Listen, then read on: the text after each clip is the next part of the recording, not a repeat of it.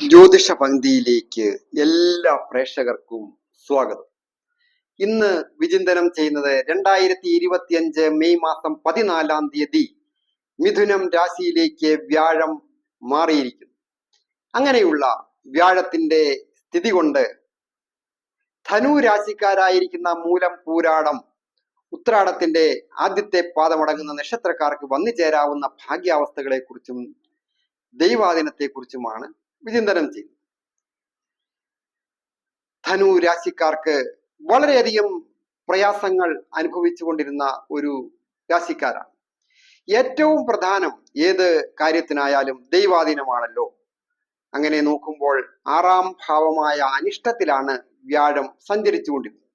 ചില കാര്യങ്ങൾക്കൊക്കെ ഗുണങ്ങൾ കിട്ടിയിട്ടുണ്ട്, എന്നാൽ വേറെ ചില അധിക ദുഃഖങ്ങളും ഈ ധനു രാശിക്കാർ അനുഭവിച്ച് കഴിഞ്ഞതാണ്. അതുപോലെ തന്നെ രാഹുവിന്റെ സ്ഥിതി കൊണ്ടും വളരെ മോശമായിരുന്നു, അതും മാറിയിരിക്കുന്നു. ദുഃഖങ്ങളും ദുരിതങ്ങളിൽ നിന്നുമൊക്കെ ഒന്ന് പ്രതീക്ഷയോടെ പ്രവർത്തിക്കുവാൻ അവസരം വന്നു ചേർന്നിരിക്കുന്നു. കണ്ടകശനിയൊക്കെ ഉള്ള സമയമാണ്. എന്നിരുന്നാലും വ്യാഴത്തിന്റെ സ്ഥിതി കൊണ്ട് അധികം ദോഷം ചെയ്യുകയില്ല, പ്രത്യേകിച്ച് ധനു രാശിക്കാർക്ക്. ധനു രാശിയുടെ അധിപൻ വ്യാഴമാണ്. വ്യാഴവും ശനിയുമാകട്ടെ ബന്ധുഗ്രഹങ്ങളുമാണ്. അപ്പോൾ കുറച്ച് അലസതയൊക്കെ വന്നാലും ഈശ്വരാധീനം കൊണ്ട് കാര്യങ്ങളൊക്കെ വിജയത്തിലെത്തിച്ചേരുവാൻ ഈ ധനു രാശിക്കാർക്ക് യോഗം. ഏറ്റവും പ്രധാനം ആരോഗ്യപരമായിട്ട് എന്തെങ്കിലും പ്രശ്നങ്ങളൊക്കെ ഉള്ളവർക്ക് അത് മാറുന്നതിനും ചികിത്സ ഫലിക്കുന്നതിനും യോഗമുണ്ട്. പിന്നെ സുഖസ്ഥാനത്തിന്റെയും രാശിയുടെയും അധിപൻ കൂടിയായിരിക്കുന്ന സർവേശ്വരകാരകനായിരിക്കുന്ന സർവസമ്പത് പ്രദാത്രിയായിരിക്കുന്ന വ്യാഴം ഒരു വർഷത്തേന് ആ മിഥുനം രാശിയിൽ സ്ഥിതി ചെയ്യുമ്പോൾ അത് ദാമ്പത്യ ഭാവമാണ്. വിവാഹ മദന ലോക ഭാര്യ ഭർത്തൃ സമാഗമ ശയ്യ ശ്രീ സദ്ഗമ നഷ്ടാർത്ഥ മൈഥുന്യാനവി സപ്തമാത്. വിവാഹവും വിവാഹാനന്തര ജീവിതത്തെയും സൂചിപ്പിക്കുന്ന ഭാവത്തിലേക്ക് സർവേശ്വരകാരകനായിരിക്കുന്ന വ്യാഴം വന്നിരിക്കുന്നു. ദമ്പതികളായിട്ടുള്ളവർ ഏതെങ്കിലും തരത്തിൽ അഭിപ്രായ വ്യത്യാസങ്ങളും ദുഃഖങ്ങളും ദുരിതങ്ങളും നാശങ്ങളും ക്ലേശങ്ങളും ഒക്കെ ഉണ്ടെങ്കിൽ അതൊക്കെ പറഞ്ഞ് പരിഹരിച്ച് സന്തോഷകരമായ കുടുംബജീവിതം നയിക്കുവാൻ ഈ ഒരു വർഷം വ്യാഴം അനുഗ്രഹിക്കും. അതായത്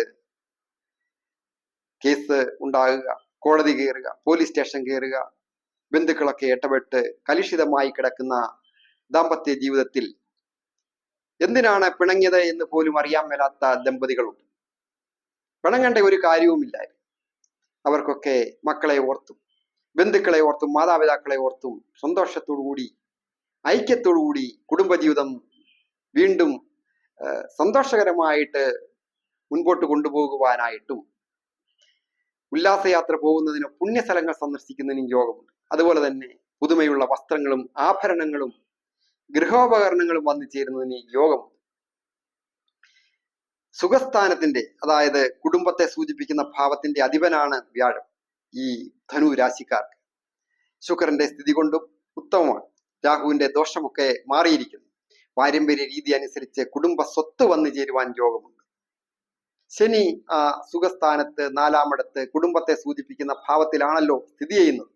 അപ്പോൾ ചില നേട്ടങ്ങൾ കുടുംബ സ്വത്ത് വന്നു ചേരുക, മാതാവിന്റെയോ പിതാവിന്റെയോ കുടുംബവുമായി ബന്ധപ്പെട്ട് ഭൂമിയോ വീടോ ആഭരണങ്ങളോ ധനമോ ഒക്കെ വന്നു ചേരുവാൻ യോഗമുണ്ട്. അത് ജീവിത പങ്കാളിയുടെ കുടുംബവുമായിട്ട് ആകാം. പുരുഷന്റെ ആയാലും സ്ത്രീയുടെ ആയാലും കുടുംബവുമായി ബന്ധപ്പെട്ട് സാമ്പത്തിക അഭിവൃദ്ധി വന്നു ചേരും.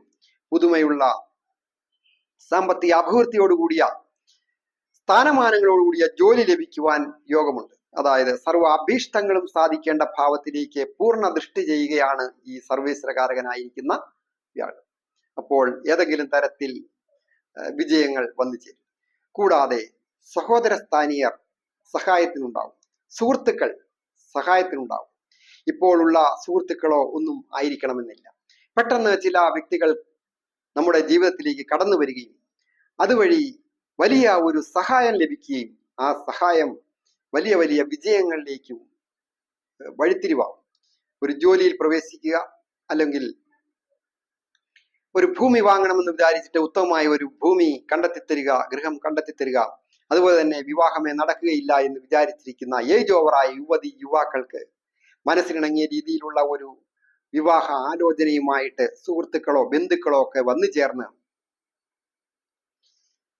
ഉത്തമമായ രീതിയിൽ വിവാഹം നടക്കുന്നതിനും സന്തോഷകരമായി മുന്നോട്ട് കുടുംബജീവിതം വന്നു ചേരുന്നതിനും ഒക്കെ ഈ യുവതി യുവാക്കൾക്കോ മധ്യവയസ്കർക്കോ ഒക്കെ യോഗമുള്ള ഒരു വർഷമാണ് വരാൻ പോകുന്നത്. വാഹനം വന്നു ചേരുന്നതിനും ഗൃഹം പുതുക്കി പണിയുന്നതിനും ഒക്കെ യോഗമുണ്ട്. അധിക കടങ്ങൾ വന്നു ചേരാതെ പ്രത്യേകം ശ്രദ്ധിക്കുകയും വേണം. പ്രത്യേകിച്ച് ഏതെങ്കിലും തരത്തിൽ നിയമപരമായ പ്രശ്നങ്ങളൊക്കെ ഉണ്ടെങ്കിൽ അതൊക്കെ മാറുന്നതിനും ഒക്കെയാണ് സൂചനയുള്ളത്. വിദേശത്തായിരിക്കുന്നവർക്കും വിദേശത്ത് പോകണമെന്ന് ആഗ്രഹിക്കുന്നവർക്കും വളരെ അനുകൂലമായിരിക്കുന്ന ഒരു കാലവുമാണ്. ഏറ്റവും പ്രധാനമായിട്ട് ശ്രീകൃഷ്ണസ്വാമി ക്ഷേത്ര ദർശനം നടത്തുകയും യഥാശക്തി ദ്രവ്യസഹിതം സമർപ്പിച്ച് പ്രാർത്ഥിക്കുന്നതും ശാസ്താവിന് നീരാഞ്ജനം പോലെയുള്ള വഴിപാടുകളൊക്കെ ചെയ്യുക, ശനിയാഴ്ച വ്രതം എടുക്കുക, അതൊക്കെ ജീവിതത്തിൽ വൻ പുരോഗതികളും നേട്ടങ്ങളും ഐശ്വര്യങ്ങളും കൊണ്ടുത്തരികയും ദോഷങ്ങളൊക്കെ മാറ്റുകയും ചെയ്യും. ഞാൻ ഹരികുമാർ, ദേവി ജ്യോതിഷാലയം, കാവുംപടി, മണർകാട്, കോട്ടയം. ഈ ചാനൽ സബ്സ്ക്രൈബ് ചെയ്തിട്ടില്ലാത്തവർ സബ്സ്ക്രൈബ് ചെയ്യുകയും ലൈക്ക് ചെയ്യുകയും ഷെയർ ചെയ്യുകയും ചെയ്ത് എന്നെ പ്രോത്സാഹിപ്പിക്കണം എന്നുകൂടി അഭ്യർത്ഥിക്കുന്നു. അതുപോലെ തന്നെ ജ്യോതിഷ കാര്യങ്ങൾക്ക് നേരിട്ട് വരികയോ ഫോൺ വിളിച്ച് ചോദിക്കുന്നതിനും അവസരമുണ്ടായിരുന്നു. അതായത് വിവാഹ തടസ്സമായാലും ജോലി തടസ്സമായാലും കടം വീടുന്ന കാര്യത്തിലായാലും ഗൃഹം വാങ്ങുന്ന കാര്യത്തിലായാലും ഒക്കെ നേരിട്ടോ ഓൺലൈനായിട്ടും ഒക്കെ അവസരമുണ്ടായിരിക്കുന്നത്. എല്ലാവർക്കും നന്മ വരുവാനായിട്ട് പ്രാർത്ഥിക്കുന്നു.